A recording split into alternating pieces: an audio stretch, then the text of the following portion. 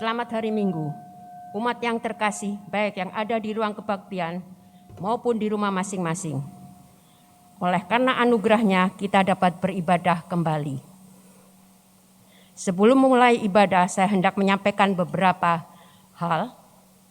Pertama, pada hari ini kita merayakan Minggu Kristus Raja dengan tema Yesus Raja yang Sejati, yang akan dilayani oleh Pendeta Ferawati Hia dari GKI Cipinang Indah.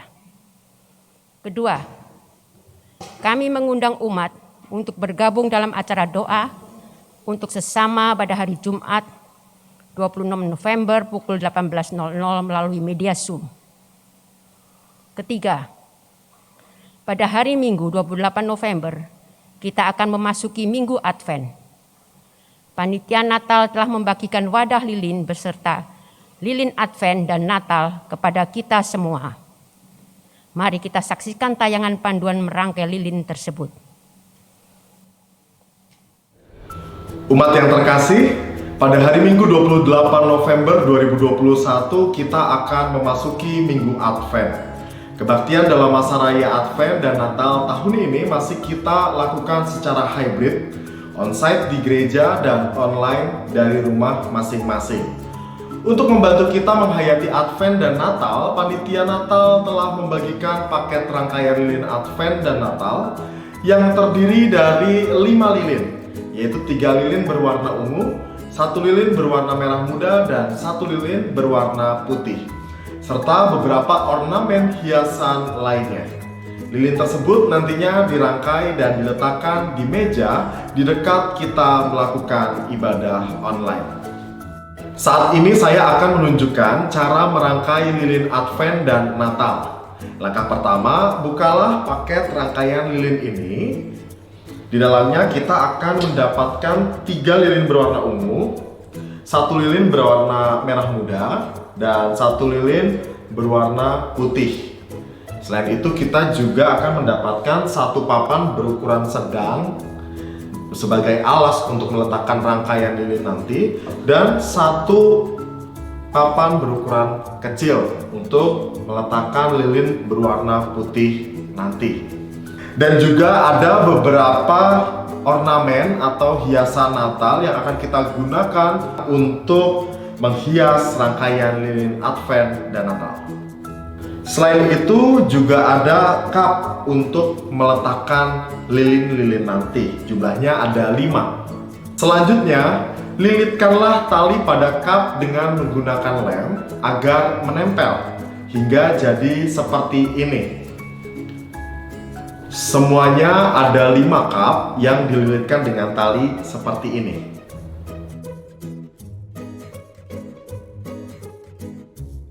Tempelkanlah papan kayu kecil ini pada bagian tengah papan kayu berukuran sedang dengan menggunakan lem.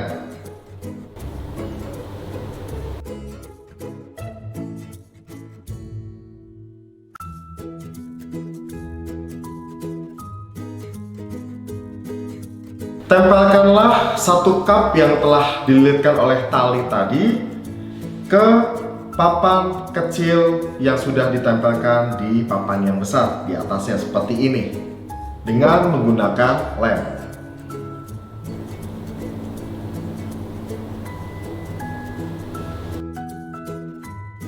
Kemudian tempelkanlah 4 cup lainnya yang telah dililitkan dengan tali tadi di atas papan kayu berukuran sedang ini, tepatnya di sekitar cup yang berada di tengah.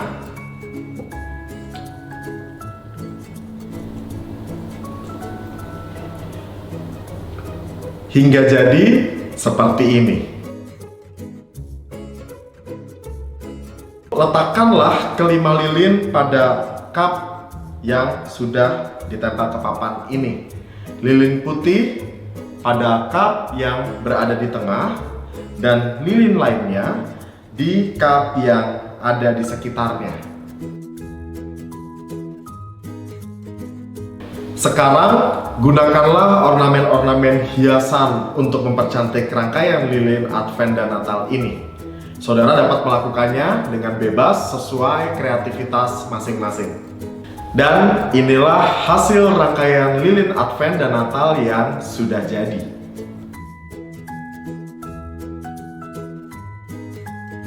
Lilin akan dinyalakan bersama-sama pada waktu liturgos dalam kebaktian online, mengajak kita semua menyalakan lilin Advent. Di minggu Advent yang pertama dan kedua, kita menyalakan lilin berwarna ungu. Di minggu Advent yang ketiga, kita menyalakan satu lilin berwarna merah muda.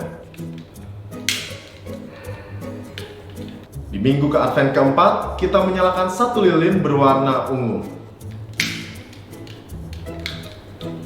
Dan di kebaktian malam Natal tanggal 24 Desember, kita menyalakan lilin putih.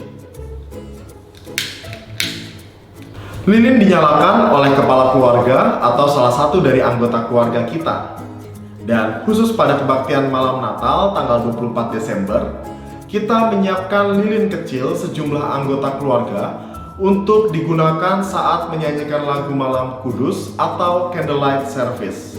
Marilah kita sambut masa raya Advent dan Natal tahun ini dengan penuh pengharapan dan sukacita menyambut Kristus Sang Terang Dunia.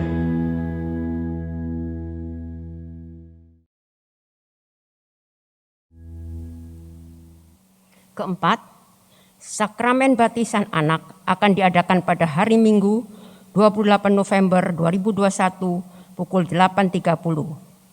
Berdasarkan arahan dari Sinode Wilayah dan demi kesehatan anak-anak yang akan dibaptis, maka kebaktian tanggal 28 November hanya dihadiri oleh anak-anak yang akan dibaptis beserta keluarga dan pelayanan kebaktian yang bertugas. Kelima, umat diundang untuk bergabung dalam acara workshop ekoenzim pada Minggu 28 November pukul 19.00 yang akan dibawakan oleh Bapak Ketut Budianto melalui media Zoom. Keenam, sakramen baptisan dewasa dan peneguhan percaya akan diadakan pada hari Minggu 5 Desember 2021 pukul 8.30. Ketujuh, diberitahukan kepada umat bahwa mulai tanggal 5 Desember 2021, kuota jumlah umat yang hadir dalam kebaktian umum tatap muka akan ditambah menjadi 100 orang. Selain itu, opa-oma berusia 60 tahun ke atas dapat mengikuti kebaktian umum tatap muka dengan persyaratan sudah vaksin 2 kali, memiliki aplikasi Peduli Lindungi, dan mengisi Google Form pendaftaran. Demikian beberapa hal yang perlu kita ketahui bersama. Mari kita siapkan hati untuk menyembah Tuhan. Mari kita bersaat teduh.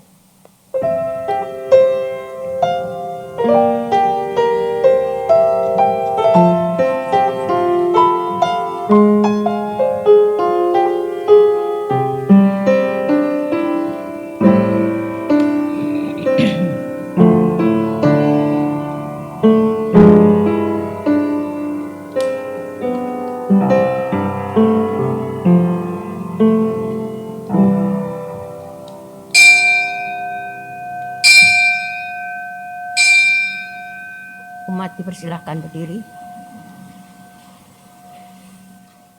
Tuhan adalah Raja untuk selamanya, untuk seterusnya dan selama-lamanya.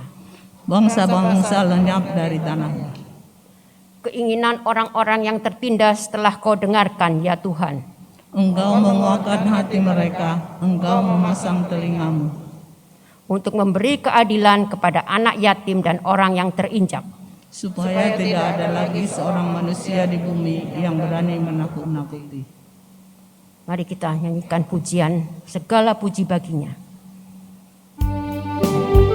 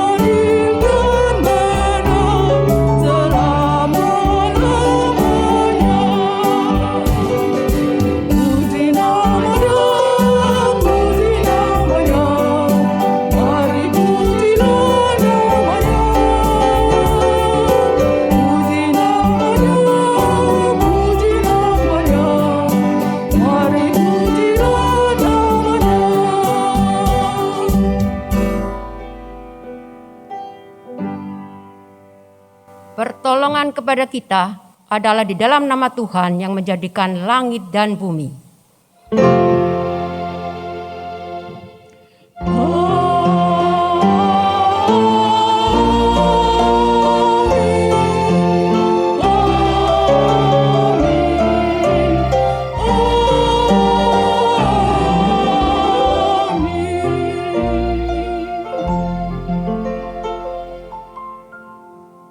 Tuhan besertamu.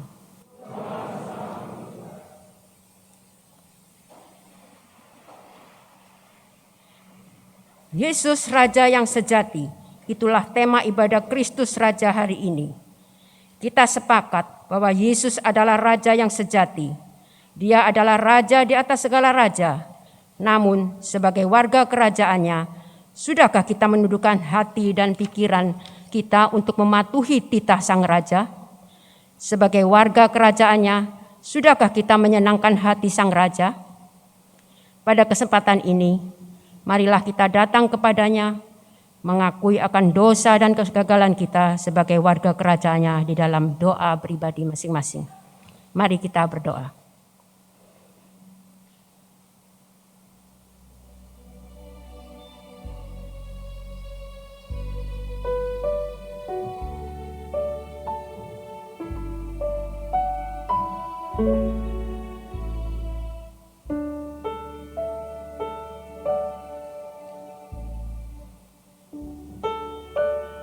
Ya Bapa di dalam surga, dengarkanlah doa kami.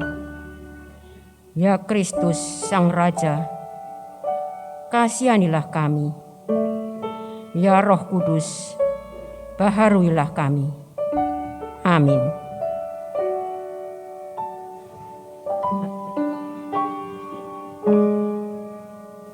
Sekarang dengarkanlah berita anugerah dari Tuhan yang terambil dari 1 Petrus 2 ayat 24 yang berkata, Ia sendiri telah memikul dosa kita di dalam tubuhnya di kayu salib, supaya kita yang telah mati terhadap dosa hidup untuk kebenaran. Oleh bilur-bilurnya kamu telah sembuh. Demikianlah berita anugerah dari Tuhan. Syukur kepada Allah. Damai Tuhan besertamu. Hai Tuhan besertamu juga. Kita sambut dengan pujian, Yesus Engkaulah Rajaku.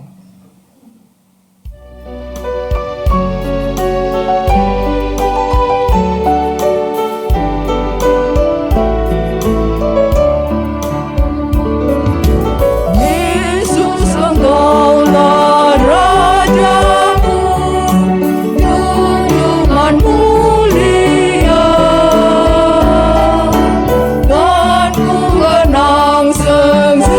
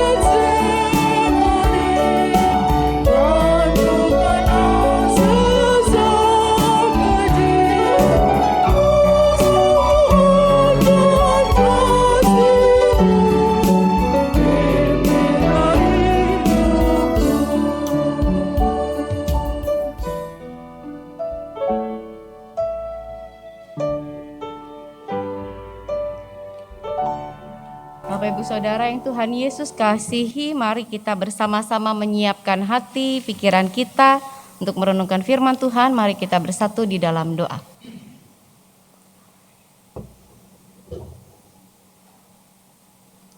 Ya Bapa yang maha baik yang kami kenal dalam Tuhan Yesus Sang Firman hidup, kami bersyukur bersukacita untuk kesempatan kami bisa beribadah bersama-sama dari tempat ini ataupun juga dari tempat kami masing-masing.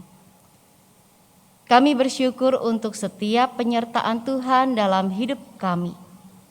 Karena itu di tengah ibadah kami juga hendak menyiapkan diri kami untuk mendengarkan firman Tuhan. Pimpinlah kami, sertailah kami, biarlah Roh Kudus Tuhan boleh menolong kami untuk bisa mengerti apa yang Tuhan kehendaki. Roh Kudus Tuhan jugalah yang boleh mendorong kami untuk melakukan kehendak Tuhan itu di dalam kehidupan yang kami jalani. Di dalam nama Tuhan Yesus, Sang Firman hidup, kami berdoa, kami memohon. Amin. Bapak Ibu Saudara yang Tuhan Yesus kasihi, bacaan kita pada hari ini diambil dari Injil Tuhan Yesus Kristus menurut Yohanes pasalnya yang ke-18, ayatnya yang ke-33 sampai ayatnya yang ke-38.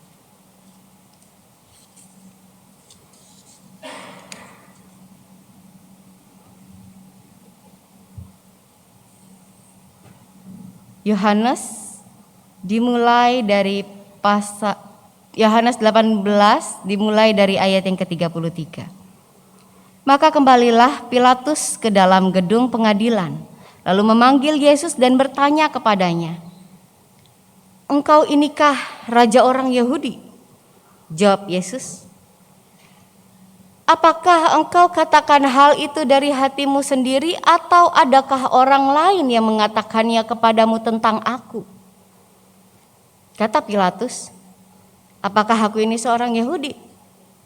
Bangsamu sendiri dan imam-imam kepala yang telah menyerahkan engkau kepadaku.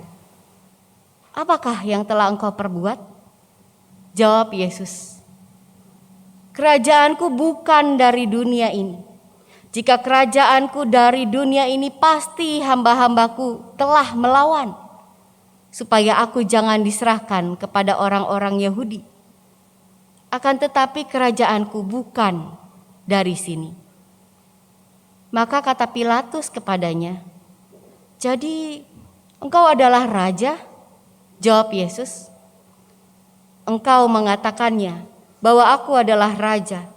Untuk itulah aku lahir dan untuk itulah aku datang ke dunia ini, supaya aku memberi kesaksian tentang kebenaran. Setiap orang yang berasal dari kebenaran mendengarkan suaraku." Kata Pilatus kepadanya, "Apakah kebenaran itu?" Sampai demikian pembacaan firman Tuhan.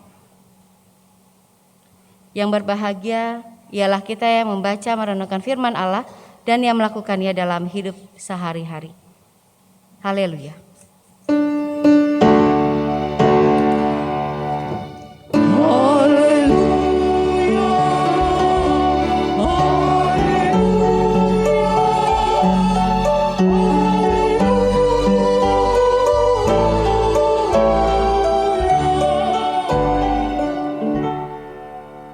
Selamat pagi Bapak Ibu. Saya Vera dari GKI Cipinang Indah. Saya rasa untuk pertama kali saya ada di sini di tengah ibadah bersama-sama dengan Bapak Ibu yang saya pimpin gitu ya, yang di dalamnya saya melayankan firman. Bapak Ibu, saya dari GKI Cipinang Indah di daerah Kalimalang. Sekarang enak Bapak Ibu, di Kalimalang itu sudah lebih tenang dibandingkan beberapa tahun yang lalu, tidak terlalu macet. Sebetulnya di semua tempat ya rasanya sudah tidak terlalu macet, kecuali di jam kerja, di waktu-waktu kerja. Sama aja ya berarti. Bapak Ibu, rasanya kalau kita bertemu dengan orang, kemudian orang yang kita temui itu mengklaim bahwa dirinya adalah seorang ahli atau dirinya punya satu kemampuan yang luar biasa gitu ya. Tapi dia mengklaim hal itu di hadapan sang ahli yang sesungguhnya. Rasanya lucu ya. Rasanya pengen ketawain kalau saya. Rasanya pengen geleng-geleng yang sekeras mungkin supaya dia bisa tahu, dapat kode gitu. Kamu tidak mengklaim dirimu tepat. Kenapa? Karena kamu berhadapan yang lebih daripada kamu. Hal itulah yang dilakukan oleh Maubogo kurang lebih beberapa tahun yang lalu. Dia mengklaim kalau dia adalah seorang ahli kungfu dan tai chi. Kemudian dia katakan dia punya perguruan yang dia dirikan di Inggris, yang kemudian itu menghasilkan banyak murid, yang bahkan 30 orang muridnya kemudian membuka perguruan yang serupa di beragam daerah, di beragam wilayah. Kemudian tahun lalu ceritanya dia mengunggah sebuah video pertarungan dengan juara MMA yang yang mixing martial art yang Eropa, Peter Irving namanya. Kemudian dari video itu dia dipuji luar biasa gitu ya. Dia dikagumi. Dia jadi terkenal karena video itu. Yang menarik karena dia terkenal, kemudian dia memancing seorang guru kickboxing yang kemudian menantang dia untuk bertanding di depan umum. Di depan umum bertanding, bukan dalam sebuah video yang mungkin bisa diedit dan lain sebagainya. Lalu yang menarik adalah Mr. Ma kemudian pingsan setelah bertarung selama 30 detik. 30 detik, hanya 30 detik dan dia pingsan. Tidak berlangsung lama. Dia tidak kuat. Kenapa? Karena rupanya dia hanya mengklaim diri sebagai ahli, sang ahli, tetapi tidak ahli yang sesungguhnya. Dia tidak punya kemampuan yang sedemikian besar. Benar, dia tai chi, tapi tai chi kan mengolah pernafasan ya, untuk mengolah diri sebenarnya, untuk pengendalian diri dan lain sebagainya. Bukan untuk bertarung atau membanggakan diri di depan banyak orang. Dan karena itulah dalam 30 detik kemudian karirnya hancur. Dia tidak lagi punya tempat di kalangan orang-orang yang biasa dengan bela diri. Jangan sembarangan lah dari peristiwa itu gitu ya, kita bisa belajar, jangan sembarangan lah kita membanggakan diri. Karena mungkin sebetulnya kita tuh bukan siapa-siapa. Ada orang yang jauh lebih luar biasa dibandingkan kita. Mungkin kita tidak seahli yang kita pikirkan, yang kita bayangkan, yang kita percayai. Mungkin ada orang yang jauh lebih bisa dibandingkan kita. Ada orang yang jauh lebih tinggi kedudukannya dibandingkan kita. Termasuk juga ketika kita membanggakan posisi-posisi tertentu. Jangan sembarangan dengan itu, karena ada kemungkinan ada orang di sekitar kita yang posisinya jauh lebih tinggi dibandingkan kita. Tapi kalau kita memang punya posisi, punya keahlian, punya kemampuan, ini bukan hal yang mudah untuk kita perbuat. Kadangkala ketika kita mengatakan, ya saya bisa itu, kita kemudian jadi sebaliknya gitu ya, dituduh membanggakan diri, meninggikan diri dan lain sebagainya. Pilatus adalah sosok yang memang punya kekuasaan. Dia menjadi pemimpin. Dia menjadi perwakilan raja, perwakilan Kaisar Roma di Yudea pada saat itu. Kepada dia yang sedang berkuasa menguasai daerah Yudea, dibawa ke hadapannya Yesus yang diklaim, yang dituduh mengatakan bahwa dirinya adalah raja. Dengan beragam tuduhan itu, Pilatus yang punya posisi tinggi pada masa itu, ini posisi yang real, bukan dibuat-buat, bukan hanya klaim diri sendiri, tetapi sungguh posisi dia kemudian berbicara dengan Yesus. Baginya posisinya cukup tinggi. Ketika Pontius Pilatus berbicara dengan Yesus, dia berbicara untuk mewakili Raja Roma, Kaisar Roma, yang pada saat itu mungkin karena Yesus dianggap sebagai raja, posisinya akan goyang. Dia mengkhawatirkan posisi raja pada saat itu. Berarti juga dia, karena ketika pemimpin diganti, bawahan bisa diganti gitu kan.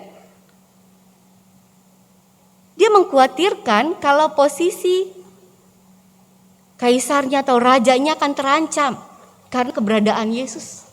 Dan oleh karena itulah kemudian Pilatus dengan kekuasaannya menggunakan itu untuk menanyakan kepada Yesus, "Engkau inikah raja orang Yahudi?" Ketika Pilatus menanyakan ini, kita bisa melihat respon Yesus. Yesus yang tidak banyak berbicara, Yesus yang kemudian menjawab justru dengan pertanyaan lagi, memperlihatkan kepada kita siapa yang sesungguhnya pemimpinnya. Menarik bagi saya, setelah ditanya, Yesus justru balik bertanya, "Apakah engkau katakan hal itu dari hatimu sendiri, atau adakah orang lain yang mengatakannya kepadamu tentang aku? Dari hatimu atau bukan? Atau karena kamu dengar-dengar?" Dan itu mengusik hatimu, seolah Yesus berbicara begitu. Dengan kata lain, sebenarnya ketika Yesus mengatakan itu, Yesus menceritakan, Yesus memperlihatkan, Yesus tahu sebenarnya kegelisahan hatinya Pilatus itu seperti apa. Apa yang dipikirkan, apa yang membuatnya gundah, apa yang membuatnya bertanya demikian, itu sebenarnya. Kemudian Yesus menuturkan bahwa ya, dia adalah raja. Dia adalah raja. Yesus memperlihatkan di situ kalau sekalipun dia diinterogasi, dia tidak terintimidasi dengan orang yang menginterogasi dia. Dia tidak terintimidasi dengan otoritas yang dimiliki oleh Pilatus di hadapannya. Yesus bahkan bisa mengatakan, "Kerajaanku bukan dari dunia ini." Yesus tidak tertarik dengan hal-hal yang berbau politis, dengan pergolakan politik Roma mungkin yang terjadi di Yudea dan yang ada di sekitar.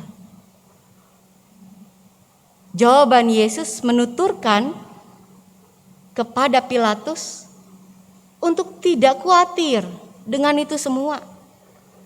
Yesus tidak ada keinginan untuk merebut kekuasaan, baik kekuasaan dia ataupun kekuasaan sang kaisar Roma. Bagi Yesus itu tidak penting. Dia tidak berasal dari dunia itu. Kata yang digunakan kosmos.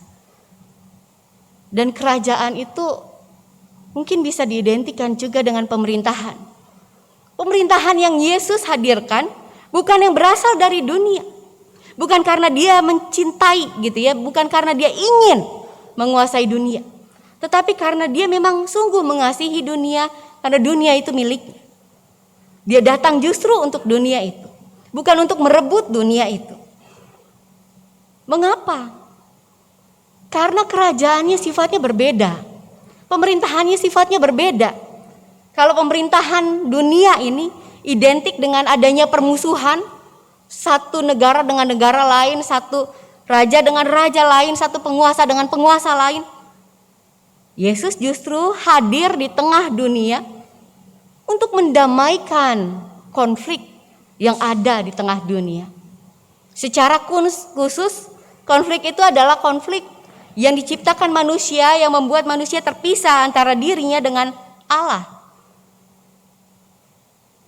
Yesus hadir di tengah dunia untuk merengkuh dunia, mendamaikan dunia dengan dia, dengan dirinya. dengan kasih-Nya itu. Kalau pemerintahan di tengah dunia ini biasanya identik dengan pertumpahan darah, peperangan, mengorbankan orang lain demi mendapatkan satu kekuasaan, maka Yesus justru sebaliknya. Dia tidak menyatakan kekuasaannya dengan menumpahkan darah orang lain, tetapi justru dia menumpahkan darahnya sendiri. Ada pandangan yang berbeda tentang kerajaan. Kerajaan yang dihadirkan oleh Yesus tidak sama dengan yang dipandang oleh dunia ini. Karena ketika dunia mengidentikan kekuasaan itu dengan berebut, mengambil satu hal yang milik orang lain, maka Yesus justru sebaliknya. Apa yang diajarkan dalam karyanya, Ia membagikan kasih-Nya. Dia menyatakan kuasanya dengan memberikan kuasanya kepada manusia. Membagikan kuasa dan kasih kepada manusia. Bukan merebut kasih, bukan merebut kekuasaan dari manusia. Kalau di tengah dunia ini kerajaan atau pemerintahan biasa bisa diidentikan dengan adanya kesombongan, orang yang pongah dengan jabatannya, dengan kedudukannya. Justru sebaliknya, Yesus tidak memikirkan itu semua sebagai satu hal yang cukup menarik, cukup kuat, yang harus dihadirkan di tengah dunia, yang kemudian membuat orang harus tunduk kepada Dia. Sebaliknya, Yesus justru hadir di tengah dunia dengan mengosongkan dirinya, merendahkan dirinya, bukan menyombongkan dirinya. Padahal kalau saja Dia menggunakan statusnya yang sesungguhnya sebagai penguasa dunia ini, maka Dia tidak akan perlu mengalami beragam susah. Dia tidak perlu disesah dan lain sebagainya. Tapi justru itulah yang Yesus lakukan. Yesus mau memperlihatkan bagaimana memang Dia adalah Raja, Dialah yang sesungguhnya memiliki dunia ini, yang memberikan segala sesuatu. Karena untuk itulah Dia hadir di tengah dunia, untuk membawa, untuk memimpin, untuk menolong manusia, untuk tidak seperti sedia kala, seperti dulu yang dikuasai dengan segala yang identik tadi, dengan kekuasaan, kesombongan, perebutan, juga pengorbanan orang lain. Tetapi bagaimana menghadirkan keadilan tanpa kekerasan di tengah dunia ini. Kebenaran untuk setiap orang tanpa melihat status orang-orang tertentu saja. Yang menarik, kemudian Yesus katakan, kalau Dia datang ke dunia ini supaya Dia bisa memberikan kesaksian tentang kebenaran itu, dan setiap orang yang berasal dari kebenaran itu akan mendengar suaranya. Mendengar yang dimaksud bukan hanya dengan indera pendengaran, tetapi juga seperti kita kalau kita sedang membaca. Ketika kita membaca bukan hanya sekedar melihat tulisannya lalu membunyikan, tetapi benar-benar menyimak sehingga kita tahu persis apa isinya. Bahkan ketika kita hanya mendengar, kita bisa tahu apa isinya secara persis. Mendengar dengan menyimak bersamaan, dan ada keinginan untuk melakukan apa yang didengar, yang disimaknya itu. Yesus berbicara tentu tentang para pengikutnya yang menerima Dia, yang mendengar suaranya, kemudian yang mau hidup mengikuti apa yang dikatakannya. Orang-orang itu adalah orang-orang yang kemudian mau mengikuti apa yang Yesus perbuat, yang mau mencontoh apa yang Yesus perbuat dalam kehidupannya. Ya, tidak pernah bisa seperti Dia, tidak pernah bisa seperti Yesus perfectnya, tetapi paling tidak berupaya untuk melakukan apa yang Yesus katakan itu. Orang-orang itu Tidak termasuk Pilatus di dalamnya. Yesus katakan demikian. Karena memang dia tidak berbicara dengan Yesus dalam porsi karena memang dia merindukan. Dia ingin berbicara dengan Yesus. Sebaliknya, hanya untuk melihat dan mempertahankan kekuasaannya. Mempertanggungjawabkan itu gitu ya. Dalam porsi tugas saja, bukan lebih. Ketika Yesus berbicara dengan Pilatus, Pilatus tidak dalam kondisi memang ingin mendengarkan apa sih yang Yesus kehendaki, apa sih yang Yesus ajarkan, apa sih yang Yesus katakan. Ya hanya sebuah kewajiban saja dan supaya dia kemudian bisa dalam posisi aman. Banyak orang yang seperti itu rasanya. Banyak orang yang kurang lebih seperti itu. Pertama-tama ketika berhadapan dengan orang lain, kita kemudian menganggap diri lebih tinggi gitu ya. Bahkan juga berhadapan dengan Allah, kadang-kala kita demikian. Dalam pengertian ketika segala sesuatu yang didoakan, diharapkan gitu ya, bilangnya diharapkan, padahal dituntut gitu. Kenapa? Karena ketika tidak terjadi seperti apa yang didoakan, kemudian dia mengatakan, kenapa Tuhan tidak menjawab doa saya, padahal Tuhan menjawabnya dengan tidak. Tapi kemudian dia protes. Kadang-kala kita seperti itu. Memposisikan diri kok jauh lebih tinggi dibandingkan Allah sendiri. Memposisikan diri sebagai pemilik atas diri kita. Padahal sejatinya pemiliknya adalah Tuhan. Allah lah yang pemilik kita. Dan karena itu seharusnya kita mendengarkan apa yang dikatakan. Bukan mendengarkan apa yang kita inginkan. Karena itu pada saat ini saya mau mengajak kita coba. Kita sama-sama melihat nih. Dalam diri kita. Kita periksa diri kita sendiri. Apa sih yang kita miliki? Apa sih kekuatan kita? Entah ketika kita punya bakat mungkin. Lalu bakat kita bisa berkembang dengan baik.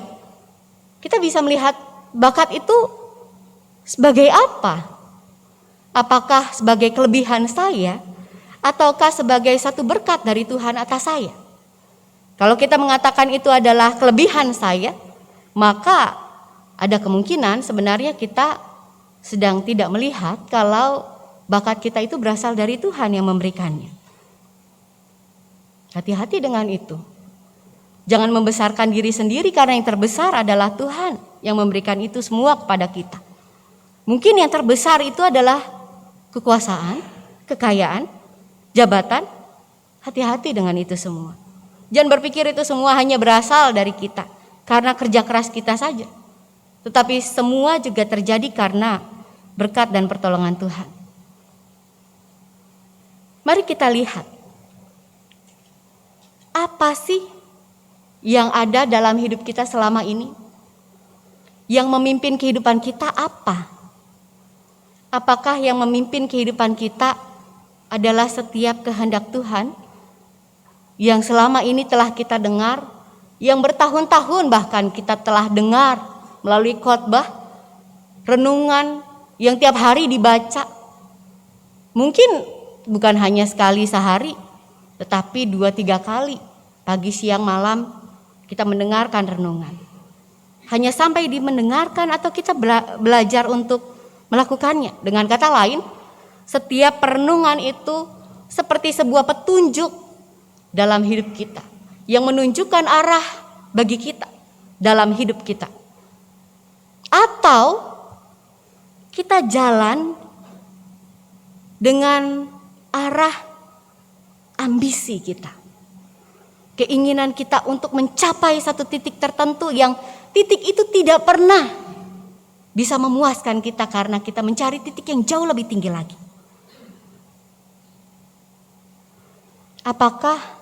Siapakah yang tertinggi bagi kita sendiri?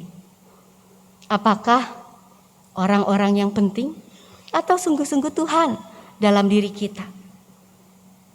Kalau yang terpenting adalah orang-orang tertentu, orang yang kita kagumi mungkin, panutan kita, pemimpin kita, maka mungkin kita harus melihat kembali. Mereka juga sama seperti kita, plus minusnya sama gitu ya. Karena sejatinya yang lebih tinggi adalah yang memberi kehidupan bagi kita.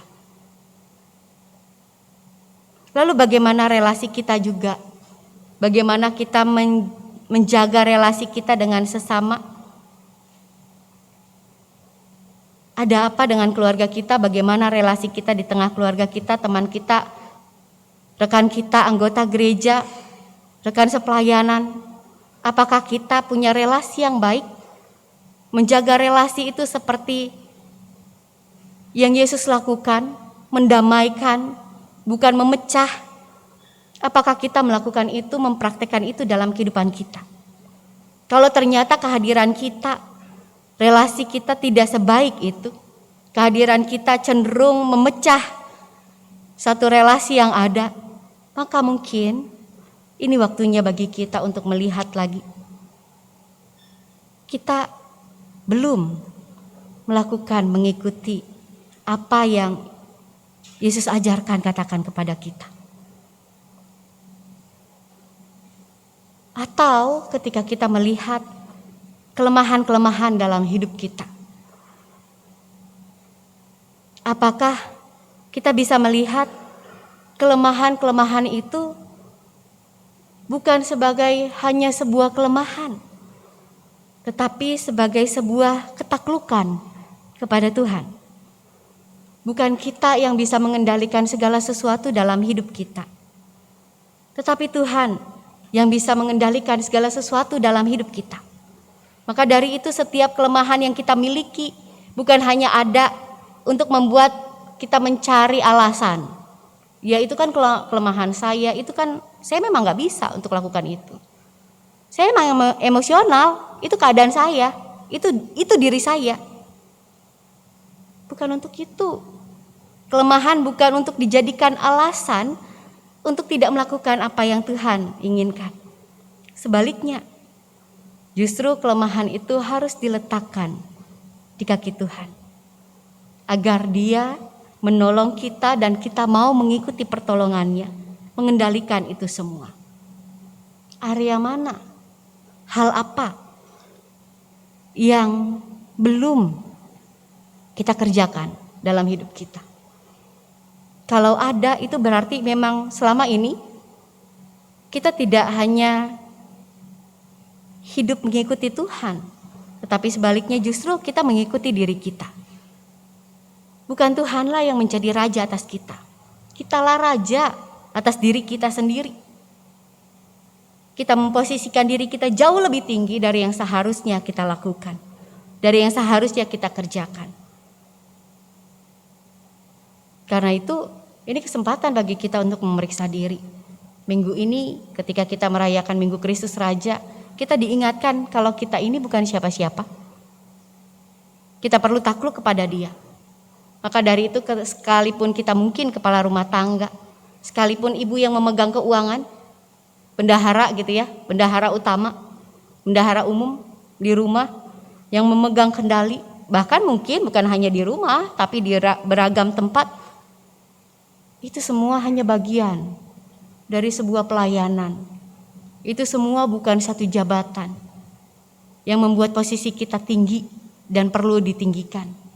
Sebaliknya, semua itu justru harus membuat kita memposisikan diri lebih rendah dibandingkan sosok yang mempercayakan posisi itu kepada kita. Sosok sejati yang mempercayakan posisi itu kepada kita. Karena Dialah Raja yang sesungguhnya. Amin.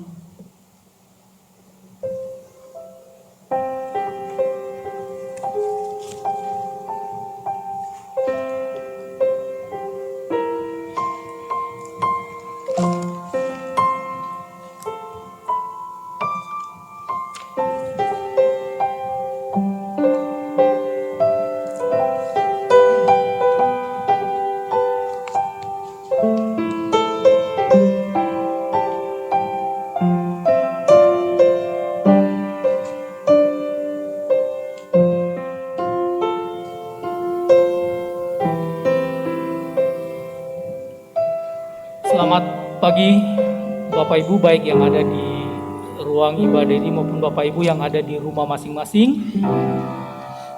hampir 2 tahun kami dari kelompok Arlianus dan kawan-kawan tidak mengisi pujian karena pandemi. Nah, dalam rangkaian memperingati Minggu Kristus Raja, kami akan membawakan lagu Yesusku Juru Selamatku. Tanpa mengurangi prokes yang ketat yang diadakan, kami mohon izin saat membawakan lagu ini kami akan membuka masker. Kiranya lagu ini menjadi berkat, menjadi sukacita bagi kita semua yang mendengarkannya dan hanya untuk kemuliaan nama Tuhan.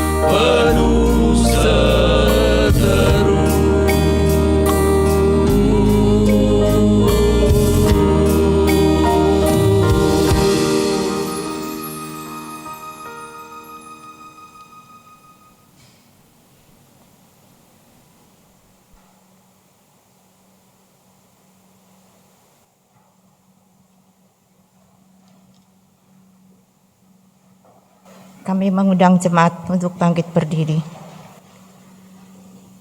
Marilah kita bersama dengan umat Allah di masa lalu, masa kini, dan masa depan, mengingat janji baptisan kita dengan mengikrarkan pengakuan iman rasuli. Aku percaya kepada Allah, Bapa yang Maha Kuasa, Khalik langit dan bumi, dan kepada Yesus Kristus, anaknya yang tunggal, Tuhan kita, yang dikandung daripada Roh Kudus, lahir dari anak darah Maria, yang menderita sengsara di bawah pemerintahan Pontius Pilatus, disalibkan, mati dan dikuburkan, turun ke dalam kerajaan maut, pada hari yang ketiga bangkit pula dari antara orang mati, naik ke surga, duduk di sebelah kanan Allah, Bapa yang Maha Kuasa, dan dari sana ia akan datang untuk menghakimi orang yang hidup dan yang mati. Aku percaya pada Roh Kudus, gereja yang kudus dan am, persekutuan orang kudus, pengampunan dosa, kebangkitan orang mati, dan hidup yang kekal. Amin. Silakan duduk.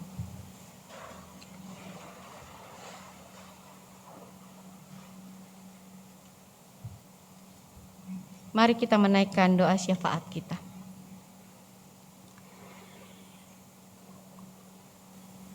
Ya Allah, Bapa Surgawi yang Maha Baik yang kami kenal dalam Tuhan Yesus, kami bersyukur karena Engkau adalah Raja di atas segala raja, Engkau adalah Raja atas hidup kami.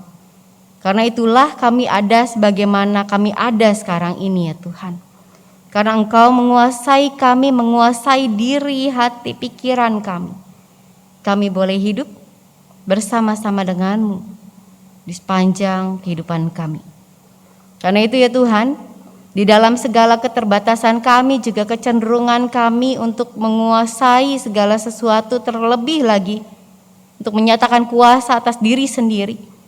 Kami mau menyerahkan segala pergumulan dalam kehidupan yang kami jalani ini ke dalam penyertaan dan pertolongan tangan Tuhan. Kami mau berdoa untuk bangsa negara kami. Kami mau berdoa untuk kondisi pandemi yang sejujurnya sekarang ini masih belum berlalu ya Tuhan. Kami bersyukur kalau beragam upaya yang dilakukan oleh pemerintah, oleh masyarakat, oleh setiap orang di negeri ini bisa berjalan dan menghasilkan hasil yang cukup baik. Tapi ini semua belum tuntas. Karena itu ya Tuhan, kami memohon Engkau yang boleh memberkati setiap proses ke depan, setiap kebijakan yang diambil oleh pemerintah negeri kami. Upaya untuk melakukan vaksinasi hingga tuntas. Juga upaya pemerintah kami menyampaikan pertolongan bantuan untuk orang-orang yang membutuhkan. Kami tahu kami terbatas ya Tuhan, dan jika kami melihat diri kami dan sesama kami sama-sama ingin menguasai, maka semua proses ini tidak akan berjalan dengan baik ya Tuhan. Karena itu kami mohon Engkau yang boleh tolong, sertai dan berkati sehingga semua proses, semua keputusan pemerintah kami bisa berjalan dengan baik dan diambil juga dengan hikmat yang berasal dari Tuhan. Kami mau berdoa untuk orang-orang yang saat ini tengah bergumul karena kondisi pandemi menyebabkan setiap usahanya mungkin tidak berjalan dengan baik, pekerjaannya mungkin tidak berlangsung baik, penghasilannya pun turun banyak.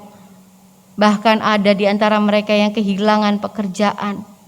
Kami mohon Tuhan ketika mereka kini harus terus melanjutkan kehidupan, menata kembali kehidupan, Kau yang boleh memberkati setiap usaha kerja yang mereka lakukan. Sehingga itu semua bisa berguna bagi kehidupan mereka, mereka tetap bisa mengucap syukur kepada Tuhan.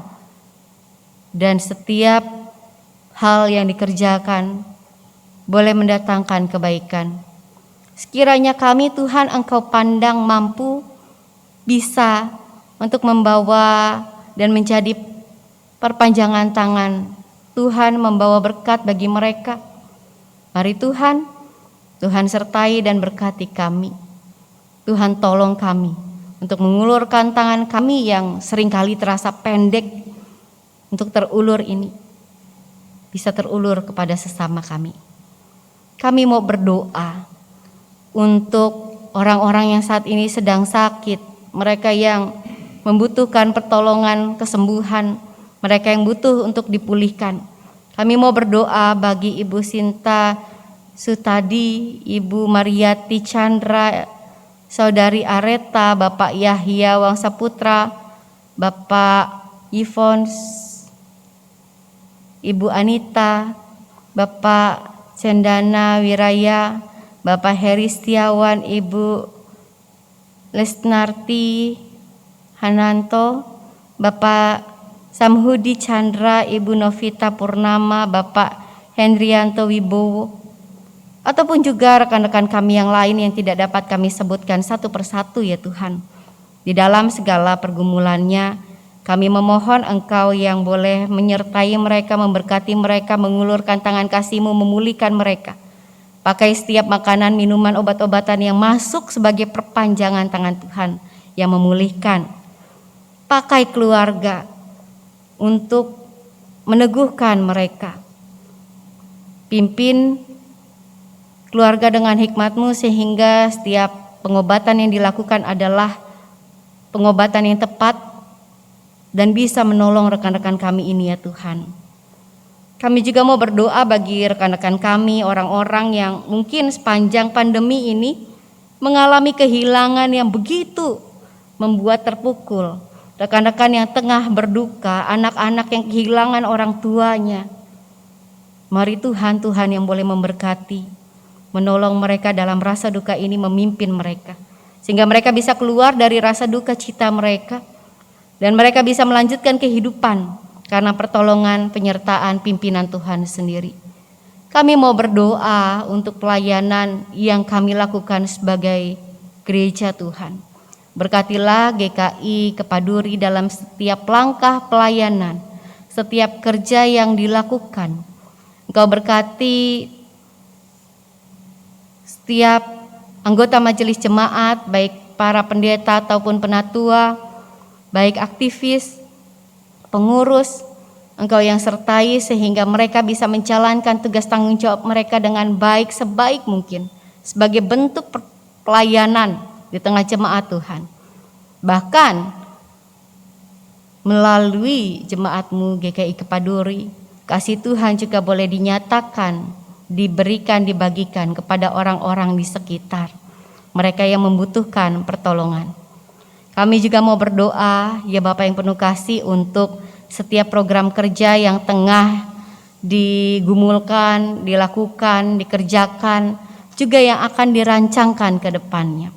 Mari Tuhan yang boleh memberkati, menyertai setiap perencanaan dalam kehidupan gereja-Mu di tempat ini. Kalau minggu depan akan dilakukan sakramen baptis anak, dan minggu berikutnya akan dilakukan sakramen baptis dewasa dan sidi, mari Tuhan yang boleh memberkati setiap orang yang ambil bagian, mereka yang akan menyatakan iman percaya Tuhan di tengah kepada Tuhan di tengah jemaat, mereka yang ambil bagian dalam pelayanannya. Engkau yang boleh berkati, anugerahkan kesehatan dan pemeliharaan atas mereka ya Tuhan. Sehingga dengan pemeliharaan Tuhan, dengan kesehatan yang berasal dari Tuhan, mereka bisa mengikuti ibadah dengan sebaik mungkin. Mereka boleh menyatakan iman mereka, iman percaya mereka di hadapan jemaat-Mu. Dan terlebih lagi, di hadapan Tuhan sendiri, di hadapan-Mu sendiri ya Bapa. Kami juga mau berdoa untuk panitia Natal yang saat ini tengah bekerja mempersiapkan acara Advent hingga tahun baru nanti. Mungkin keterbatasan, tidak bisa sering bertemu, itu bisa menjadi hambatan. Tetapi kami percaya Tuhan dengan keinginan untuk Tuhan pimpin dan dengan pertolongan dari Tuhan sendiri, mereka bisa melaksanakan tugas tanggung jawab mereka dengan sebaik mungkin. Melalui mereka jemaat Tuhan boleh merasakan dan memaknai Natal dan Advent yang tengah kami masuki saat ini, setelah minggu ini ya Tuhan. Kami juga mau berdoa dan menyerahkan pergumulan proses relokasi untuk panti asuhan ASI Lestari. Mari Tuhan yang boleh memberkati baik setiap pengurus, karyawan, ataupun juga anak-anak yang tinggal di panti asuhan ini. Kau yang boleh sertai sehingga mereka boleh tetap tenang, mereka boleh melakukan upaya yang baik dalam proses relokasi nantinya. Tempat yang baik, yang bahkan lebih baik dari tempat semula kami percaya ada bagi anak-anak-Mu ini ya Tuhan, bagi panti asuhan ASI Lestari. Kami juga mau bersyukur ya Tuhan untuk setiap berkat Tuhan atas hidup kami, terkhusus bagi jemaat Tuhan yang sepanjang minggu ini mengalami pertambahan usia. Kami tidak menyebutkan namanya satu persatu, tetapi kami tahu Tuhan, setiap kami yang mengenal mereka, bersama-sama mendoakan mereka. Mereka pun memohon setiap berkat atas kehidupan mereka ke depannya. Mari Tuhan yang boleh sertai setiap apa yang direncanakan, dirancangkan untuk kehidupan mereka. Tuhan yang boleh memakai mereka, sehingga dimanapun mereka berada, mereka boleh memuliakan nama Tuhan melalui setiap karya kerja yang mereka lakukan ya Tuhan. Kami juga mau berdoa, Engkau yang boleh tahu, paling tahu apa yang kami gumulkan, yang tidak dapat kami tuturkan satu persatu, tidak dapat kami katakan, tidak dapat kami bagikan kepada rekan-rekan kami.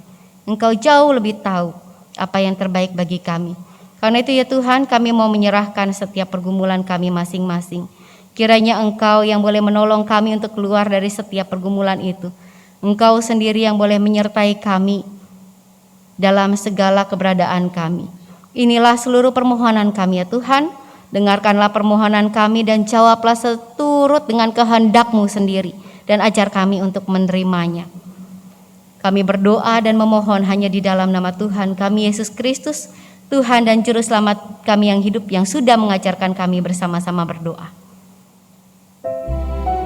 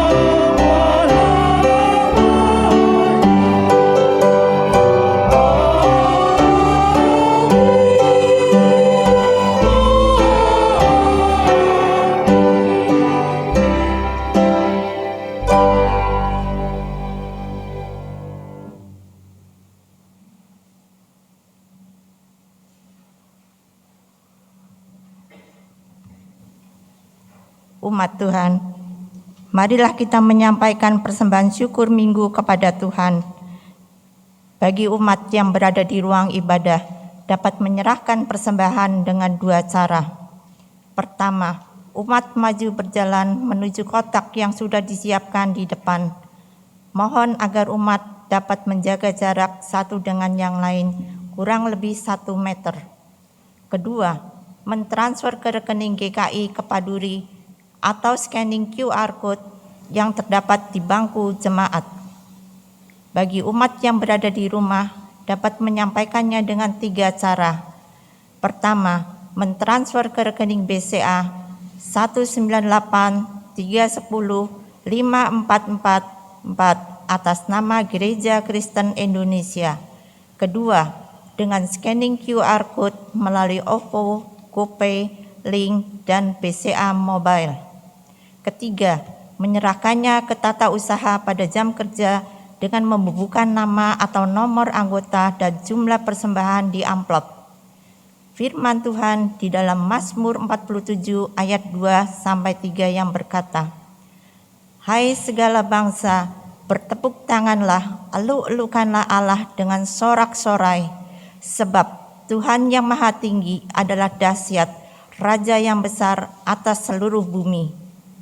Mari kita naikkan pujian, kita sudah ditebus oleh-Nya.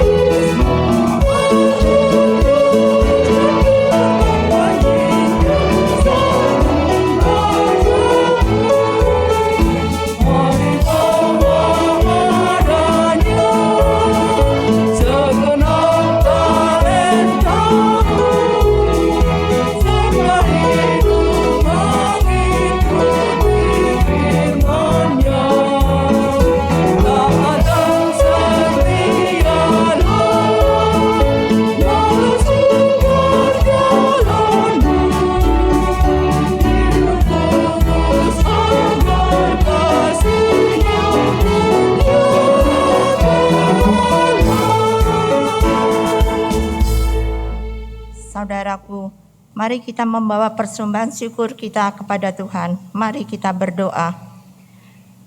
Ya Allah kami yang baik, kami mengucap syukur atas pemeliharaan-Mu dalam kehidupan kami. Engkau mencukupkan apa yang kami perlukan, baik jasmani maupun rohani. Saat ini kami membawa persembahan syukur kami ke hadapan-Mu. Terimalah ya Bapa, dan jadikanlah hidup kami sebagai saluran berkat dimanapun kami berada. Di dalam nama Tuhan Yesus, Sang Raja yang sejati, kami bersyukur. Amin.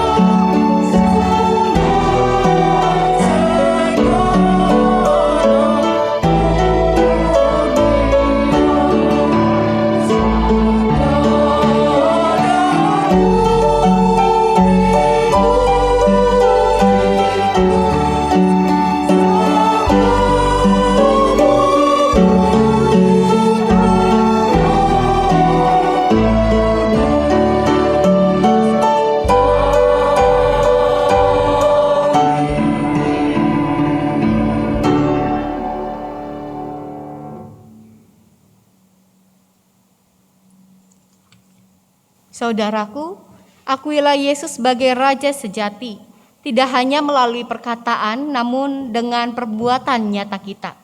Bersandarlah padanya, sebab dialah segalanya bagi kita.